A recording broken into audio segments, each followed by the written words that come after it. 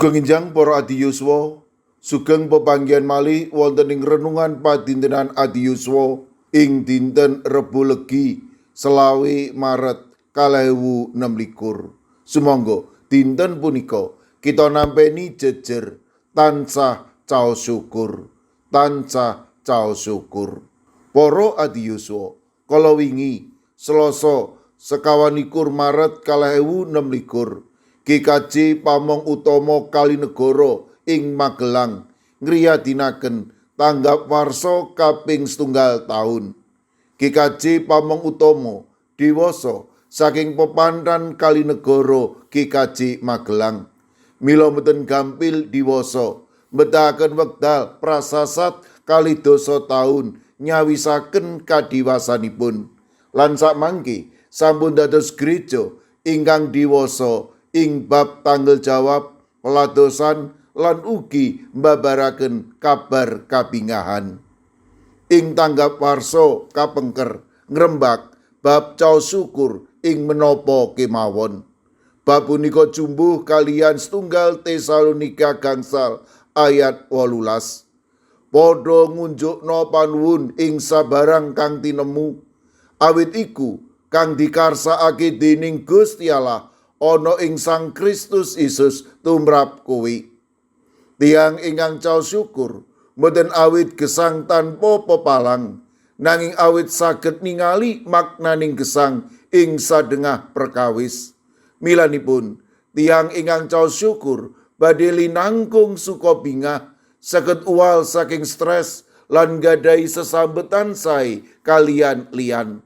Milanipun tiyang ingkang caos syukur mboten badhe nutuh liyan, mboten sambat lan saged nampeni pepimut utawi kritik.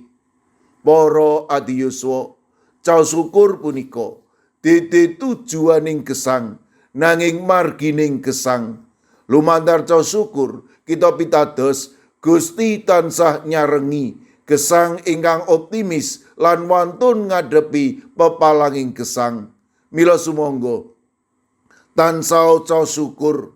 Lumantar caos syukur kita saged ningali sedaya perkawis gesang kanthi pitados lan optimis.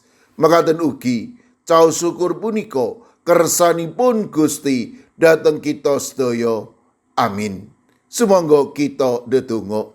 Matur nuwun Gusti, dinten punika paduka paring pepimut amrih kawula tansah kebak ing caos syukur ing sadengah perkawis. Kawula pasrahaken para adiyuswa dalasan anak putu kawula ing pundiya papan matemah ing satata gesangipun tansah rinimatan caos syukur lan ugi nampi berkah-berkah saking paduka. Mirunggan kala masrahaken Bini Sepuh Dwi Murwanto GKJ Magelang ingkang wedal sakmangke nembe wonten ing pengobatan. Monggo Gusti paduka ingkang tansah ngreksa paring kegiatan matemah lumantar menapa lan sinten kemawon kawula pitados Penatua Dwi Murwanto menika ingkang nampi wetahing kesarasan peparing paduka. Sawetawis sedherek kawula ing GKJ Guntur Geni, Bapak Y Sujenal, Bapak Y Rasidal, Ibu Sartini, Bapak Ibu Supriyono, Ibu Joni, Ibu Daniel Suharyanto, Ibu Pratono, Bapak Stefanus Ngadiono. Monggo Gusti paduka ingkang tansah makarya matemah sedaya sedherek kawula punika ingkang nampi wetahing kesarasan peparing paduka. Kawula pasrahaken astama kusala wayah buyut saking Ibu Sukarjo ingkang wedal sakmangke nembe ing pemulihan lan ugi nengga operasi malih.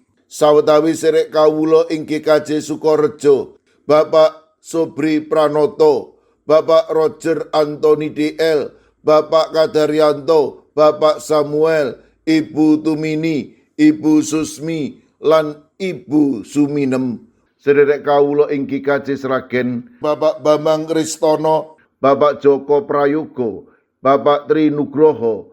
Sawetawis sedherek kawula ing GKJ Magelang ingkang nembe nandhang sakit lan ugi wonten ing pemulihan, Ibu Bambang HN, Ibu Rahyuni, Bapak Suparmin, Ibu Sutrisno, Bapak Joko Umboro, Bapak Rudi Prastyo, Ibu Ediati Sarmo, Bapak Manggu, Mbak Cilik, Ibu Pratiwi. Kawula pasrahaken Ibu Rahayu Setyowati ing Semarang. Mekaten ugi Ibu Kristina Sri Suparwanti Ningsih ing Gunung Kidul. Kawula pasrahaken sedherek kawula ing GKJ Wonocatur, Ibu Daniel, Bapak Ujianto. Sedherek kawula ing GKJ Kabluk, Ibu Suwarti, Bapak Darmo, Ibu Yemima Armuyanti. Sedherek Susi Artowati, Bapak Edi Mursetyo, Bapak Yosua Jimmy Paningsang, Bapak Triyoso lan Larisiena putranipun Bapak Viko.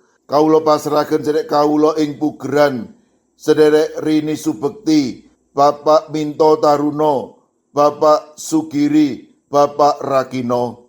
Mekaten ugi sedherek kawula ing GKJ Antp Salatiga, Ibu Paini, Ibu Jumini, Ibu Juminah, Bapak Joko Wahyu Adi, Bapak Kustam, Bapak Sukiman, Bapak Slamet Mulyono, Ibu Tuminem lan Mbah Jah. Kawula pasrahaken sedherek kawula ing GKJ Telepok, Ibu Wiryo Sumarto, Bapak Yutam, Bapak Karyadi. Sedherek kawula ing Klaten, Bapak Suranto, Bapak Harsono, Ibu Tiwi Bambang Sutomo. Sedherek kawula ing GKJ Ngablak, Ibu Wahyu Ningsih Wakijan. Sedherek kawula ing GITJ Trangkil Pati, Bapak Ibu Karyo, Bapak Ibu Toyo, Ibu Nani Cahyono. Mekaten ugi kawula pasrahaken sedherek kawula ing GKJ Sragen, Bapak Adi Sungkono, Ibu Astuti Purnaningsih, Bapak Warsito Riyadi, Bapak Suyanto lan Ibu Sumiati. Mekaten ugi kawula pasrahaken Ibu Otniel Ngatius ing Wonosari, Bapak Yohanes Kuncoro ing GKJ Immanuel Solo, Bapak Wijongko ing GKJ Sedayu. Kawula pasrahaken sedherek kawula ing GKJ Wedi, Bapak Sudiat, Bapak Paminto Saputro. Kawula pasrahaken sedherek kawula Setiati ing GKJ Krapyak. Ing GKJ Mijen, kawula pasrahaken Ibu Purwaningsih Sunaryo, Ibu Elizabeth Indarwati, Bapak Setyo Margono, Bapak Moses Taji, Ibu Budiman Bultom. Kawula pasrahaken Bapak Daniel Agus Suwarso lan Ibu Arung Puji ing GKJ Banyumanik. Ing GKJ Pamong Utomo Kalinegoro Magelang, kawula pasrahaken Bapak Mardiono, Ibu Marsudi lan Ibu Sri Widarti. Mekaten ugi kawula pasrahaken sedherek Hesti ing GKJ Wonocatur, Ibu Lilik Sutopo ing GKJ Semarang Barat. Kawula pasrahaken sedherek kawula ing GKJ Ungaran, Bapak Hono Hadi Prasetyo, Bapak Risdiarto, Ibu Ristiningsih, Ibu Dewi Teguh, Ibu Kristini Sunaryo, Ibu Suwartini Hadiono, Bapak Dwi Putro, Ibu Sugito, Bapak Sembiring, Ibu Surisno, Ibu Munarti, Bapak Ibu Tugiman. Kawula pasrahaken Bapak Yohanes Mudadi ing GKJ Tuban. Kawula pasrahaken sedherek kawula ing GKJ Wonosobo, Bapak Lazarus Samijan, Ibu Endang Sarjono, Bapak Yusuf Sunaryo. Kawula pasrahaken sedherek kawula ing GKJ Gondang Winangun, Ibu Lasiem lan Eyang Sarwito ing GKJ Ngalian. Duh Gusti, kawula pasrahaken sinten kemawon ingkang wedal sakmangke nembe nandhang sakit lan ing pemulihan. Para adiyusa ing pundiya papan, monggo paduka ingkang reksa, paduka ingkang mitulungi, matemah sedayanipun menika paduka kiyataken lan paduka paringi bagas kasarasan ingkang wetah. Kawula pasrahaken sedaya pandonga pasambat kawula wonten ing asta paduka Gusti kawula Yesus Kristus. Amin. Sumangga para adiyuswa kita tutup pepanggihan kita renungan padintenan adiyuswa kanthi ngrepekaken kidung. Sumangga.